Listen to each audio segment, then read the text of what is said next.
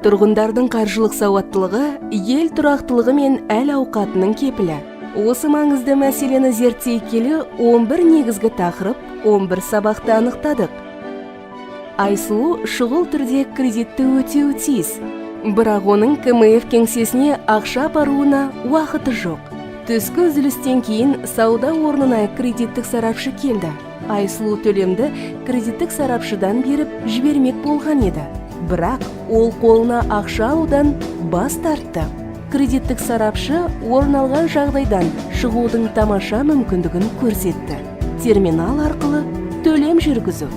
Төлем терминалына келіп, кредиттік сарапшының көмегімен төлемді тез арада жүргізді.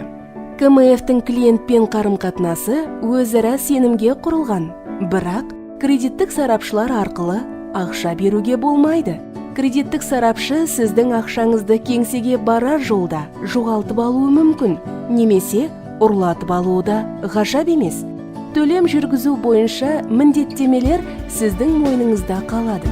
Ақшаны беру арқылы сіз үлкен тәуекелге бас тігесіз. Жылдам және қауіпсіз төлем жүргізу үшін жылдам төлем терминалдары қолданысқа енгізілген. КМФ-тен алған кредитті бірнеше әдістер арқылы өтеуге болады. КМФ кеңселеріндегі кассалар мен КМФ терминалдары арқылы, КМФ-тің серіктес банктері арқылы, Қазақстанның халық банкі АК, Банк Центр кредит АК, Қазпошта бөлімшелерінде. Жылдам төлем терминалдары арқылы Киви, Касса 24, Киберплат. КМФ терминалдары компания филиалдарында орналасқан. КМФ терминалы арқылы төлем жүргізу үшін микрокредитті өтеу түймесін басыңыз. Өзіңіздің жеке сәйкестендіру нөміріңізді енгізіңіз. Енгізілген деректердің дұрыстығын тексеріңіз және әрі қарай түймесін басыңыз. 30 секундтан кейін экранда сіздің аты жөніңіз бен енгізілген сома көрінеді. Кім үшін төлейтініңізді таңдаңыз.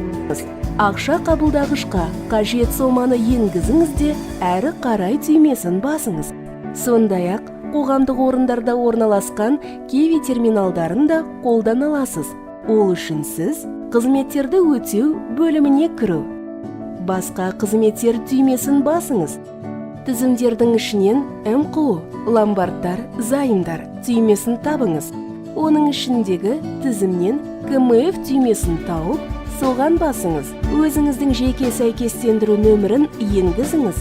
Енгізілген деректердің дұрыстығын тексеріңіз де әрі қарай түймесін басыңыз. Ақша қабылдағышқа қажет соманы енгізіңіз. Одан кейін төлеу түймесіне басыңыз. Чек алуды ұмытпаңыз. Егер ақша енгізіліп, терминал чек бермесе, кезекші кредиттік сарапшыға жүгіне аласыз. Төлемнің енгізілгендігіне төлем чегі ғана дәлел бола алады.